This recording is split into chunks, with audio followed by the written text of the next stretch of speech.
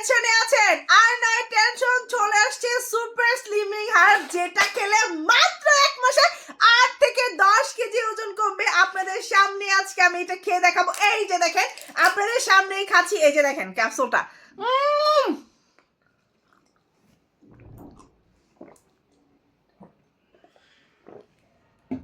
মাত্র 1 মাসে 8 থেকে 10 কেজি ওজন কমবে, কোনো প্রকার ডায়েট ছাড়া, জিম ছাড়া।